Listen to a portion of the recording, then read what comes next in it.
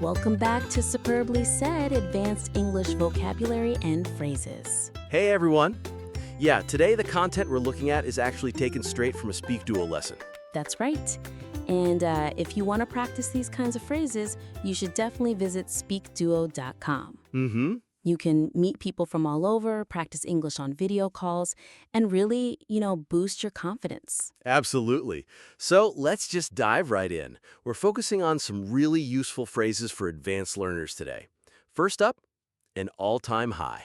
Okay, an all-time high. This one's great for talking about trends, maybe in business or society.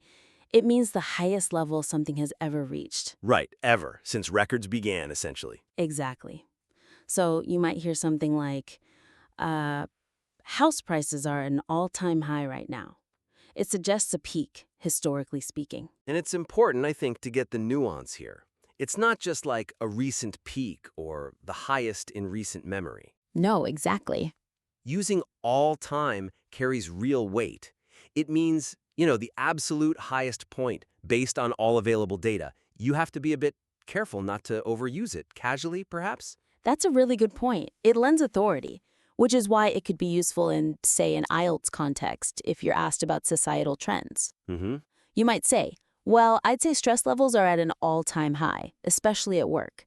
It paints a picture of a really significant, record-breaking issue. Yeah, okay, that makes sense. And speaking of stress at work, that kind of leads into our next term, negative energy. Ah, yes, negative energy. This describes that feeling you get in a place, right?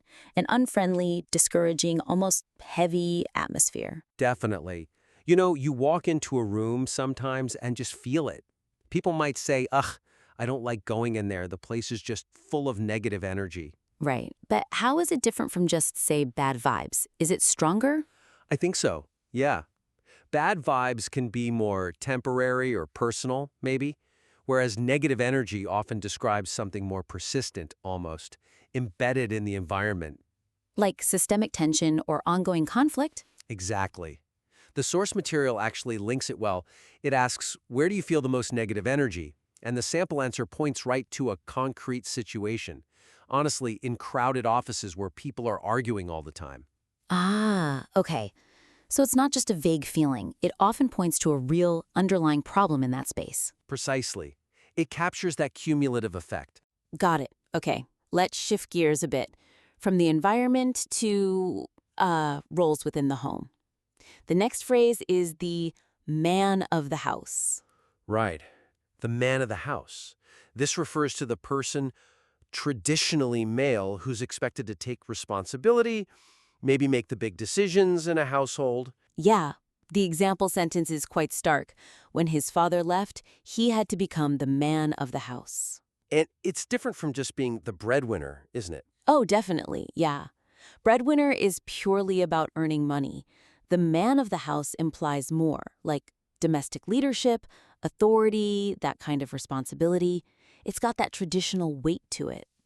Which raises a question, maybe.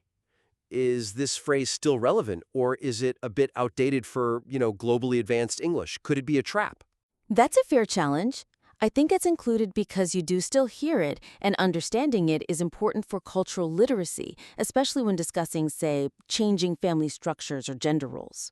Okay. The lesson material actually prompts that discussion. Is the idea outdated? So advanced learners need to know it to engage with those kinds of conversations, even if critically. Okay, fair enough. You need to know the baggage it carries. And speaking of baggage, maybe secrecy. Let's talk about to live a double life. Ah, okay. To live a double life. This is about keeping two separate lifestyles or identities completely secret from each other. Deception is key here. Right. Not just having a secret hobby or maybe two jobs. No, it's much more serious. The classic example is something like, the politician was discovered to be living a double life, hiding his other family. There's a necessary conflict, a concealment. Yeah. The people in one life absolutely cannot find out about the other life. That's the core of it. The lesson uses it in a sort of lighter way, though, as a hypothetical. Oh, yeah? If you could live a double life, what would it be? And the answer given is... Let me guess. Something exciting? Yeah! I'd secretly be a travel photographer, exploring new cities every week. But even in that fun example, the secrecy is the point, keeping it hidden from the main life. Gotcha. Okay, moving on to more personal states. How about the adjective glowing? Ah, glowing. Yeah, this means looking really healthy, vibrant, radiant, full of energy. It's more than just a surface thing. Right.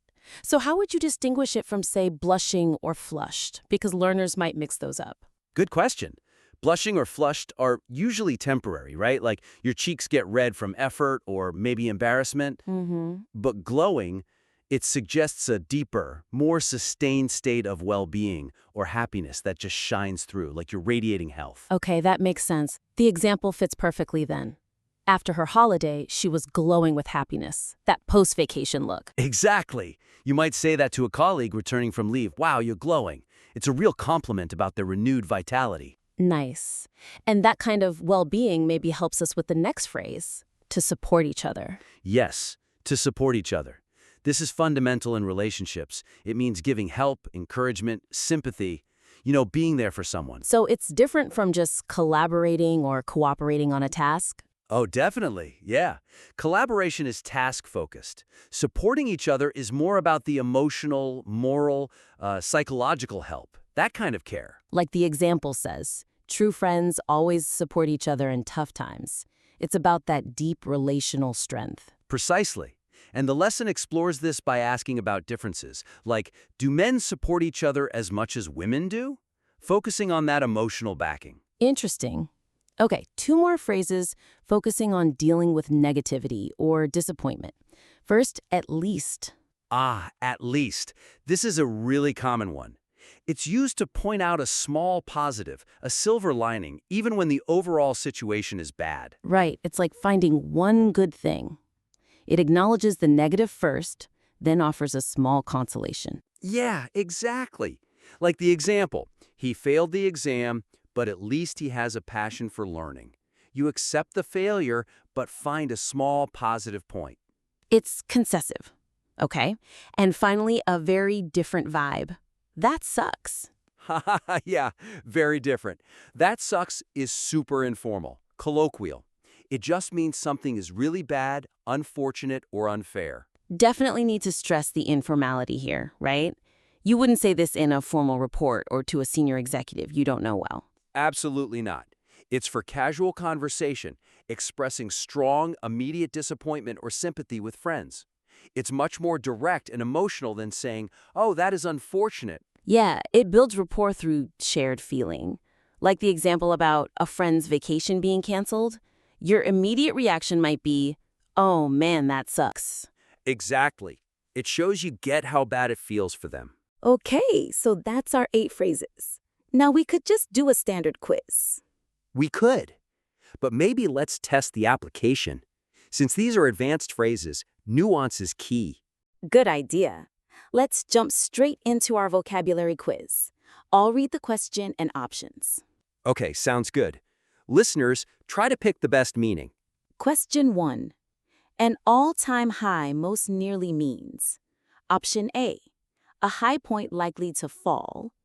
Option B, the highest level ever recorded. Or option C, the highest in recent memory. Which definition fits an all-time high? Feel free to pause here if you need a moment to think. Okay, the correct answer for an all-time high is option B, the highest level ever recorded. Yeah, remember we talked about stress levels or house prices reaching that absolute peak based on all history, not just recently. Question 2. In this lesson, glowing most nearly means option A, slightly flushed after effort, option B, calm and evenly composed, or option C, radiant and clearly healthy. What does glowing mean here? Take a second to pause if you need to. All right, the answer for glowing is option C, radiant and clearly healthy. That's that look of deep well-being, like the person back from holiday who is glowing, not just red cheeks. Question 3. Live a double life most nearly means to. Option A, keep 2 identities fully secret. Option B, hold 2 jobs to earn more. Or option C, act different around close friends. What's involved in living a double life? Pause if you like. Okay, the answer for live a double life is option A, keep two identities fully secret. Right. It's all about that significant deceit and hiding one life from the other, like the politician example. Not just having two jobs. Question 4. Negative energy most nearly refers to option A, low battery or weak signal, option B, an unfriendly, discouraging atmosphere, or option C, quiet mood after long work. What is negative energy describing? Pause here to consider. The correct answer for negative energy is option B, an unfriendly, discouraging atmosphere. Yeah, that pervasive bad feeling in a place, like the tense office full of negative energy? Not about batteries. Question 5. Saying that sucks most nearly means option A, that is tricky but manageable, option B, that is odd and unexpected, or option C, that is really bad or unfair. What does that sucks convey? Feel free to pause. The answer for that sucks is option C, that is really bad or unfair. Remember, it's that very informal, colloquial way to express strong disappointment, like missing the concert really sucks. Question 6. Support each other most nearly means to option A, give help, encouragement, and care, option B, compete hard to raise standards, or option C, avoid conflict by staying silent. What does it mean to support each other? Pause if you need a moment. Okay, the correct answer for support each other is option A, give help, encouragement, and care. Exactly. It's about that emotional and moral aid, like true friends who always support each other. Not about competition or silence. Question 7. Here, at least, most nearly does what? Option A, marks the worst part clearly. Option B, highlights a silver lining despite flaws. Or option C, claims the issue is not real. What's the function of at least? Pause to think it over. The correct answer for at least is option B, highlights a silver lining despite flaws. Right. It acknowledges the negative but points to one small positive, like, even though he failed, at least he had passion. And our final question, number 8. The man of the house most nearly means. Option A, the oldest resident living at home. Option B, the person who brings income home. Or option C, the one expected to lead at home. What does the man of the house signify? Last chance to pause. Okay, the answer for the man of the house is option C, the one expected to lead at home. Yeah, that traditional role of domestic leadership and responsibility, distinct from just being the breadwinner. Like the young man taking over that role. Okay, that wraps up our quiz. Hopefully, working through those helps solidify the meanings. Yeah, we covered some really useful ground today, from an all-time high describing record levels to the subtle difference between glowing and just being flushed. And understanding the weight of phrases like the man of the house or the deep secrecy in living a double life. Plus, knowing when to use informal expressions like that sucks. Mastering these definitely adds nuance to your English. It's about choosing the right phrase for the right level of formality and meaning.